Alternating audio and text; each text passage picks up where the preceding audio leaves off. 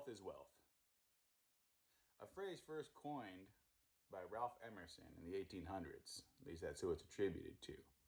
You may see it as a trending hashtag on Twitter, or today uttered by popular YouTubers such as Laid Back. But what does it mean? Health is wealth. Well, your health is truly the most valuable thing to you. And if you're in good health, both physically and mentally, then you're capable of anything. Now, we all understand physical health, right? We go to the doctor, we get checkups. We know that, a wound left untreated will fester. We know that obesity can lead to other problems. So that's not what I'm here to focus about. Today, I want to talk about a very particular type of influence in our health that is often overlooked, but has links to a lot of problems. And that's stress. I would like you to consider stress in your lives, how to recognize it, how to avoid the traps, and how to manage it. So stress can be broken down into two ways. Acute stress, which is actually very good for us. It's the immediate response that we have in a situation. It's what activates our flight or fight response when startled or facing a threat. Then there's chronic stress. Chronic stress is more insidious. Chronic stress is what we want to focus on. This is the one that creeps up and infects you from the inside. What do you mean? Well, it affects your mood and your mental state, and it affects you physically. I'm going to talk to you about how that affects you, give you specific examples. Then I want to talk about some of the coping mechanisms that we use that are actually traps and they're not good for us. And then I want to talk to you about the coping mechanisms that we can use that are positive and good for us.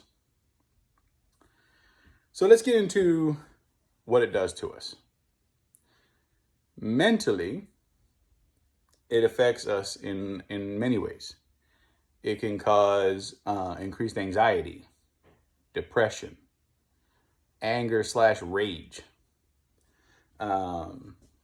These are not good things for our mental health, for our mental state. Physically, it's been linked to chronic headaches, chronic stomach problems, eating disorders, either eating way too much or not eating enough at all, and fatigue. So it has a lot of adverse effects. It's also being linked to type 2 diabetes these days. The science is still out, it's being studied, but there's a lot of indicators pointing that because of the other things it affects, depression, eating habits, things like this, that it's another cause of, or another contributor to type 2 diabetes. These are all things that left unchecked can really damage our health, both physically and mentally. So what are some of the traps that go along with that? Well, as we try to cope with these things, sometimes we do it wrong.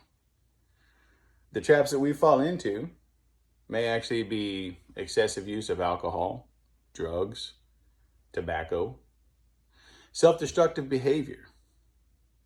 You might find that you're more prone to angry outbursts, rage, right? We've all seen those videos of the people who have that complete meltdown in the coffee shop because the order was wrong. There's something deeper at work there. Your life can't be so determined by whether or not your latte was proper. There's stress under there, there's pressure under there, and that's one of the ways it manifests. And then finally, if we know what the bad coping mechanisms are, the traps, as I like to call them, what are good ways to cope with it? Well, once you identify that you're feeling these stresses and that those pressures are there, and you notice that it's affecting you in a negative way, whether you've become fatigued or your eating habits have changed, you're prone to those outbursts, chronic headaches. There are several things you can do to help cope with those things and to improve your quality of life, and thus improve your health. 1, hug more. Now, you don't have to walk around hugging strangers, but the people that you love and you care about. Hugging, kissing, sexual activity. These all increase endorphins into your body. Those endorphins activate your feel-good sensors. And while those feel-good sensors rise, they also help decrease your thoughts and mental activities towards those things that stress you. In other words, you become focused on what's good in that moment, and you're not focusing or dwelling on what issues you've been facing in the day that weigh on you. The same is said for some of the other coping mechanisms, which is playing instruments or playing sports, go fishing, ride a bike. Do things that cause your mind to focus on the activity at hand so that it can't wander as much. These are things that you do because you enjoy them, but they also occupy your mind. Exercise is another good release for stress, as is reading a book. These are all more positive ways to handle things. Now, if you continue to have problems with stress and you recognize these symptoms, then you can get treatment, right? You can see a doctor medically to make sure that there's nothing else going on there that needs to be treated. And then, of course, you can see a counselor or a therapist. Contact a psychiatrist or psychologist. Or just talk to your friends and your family.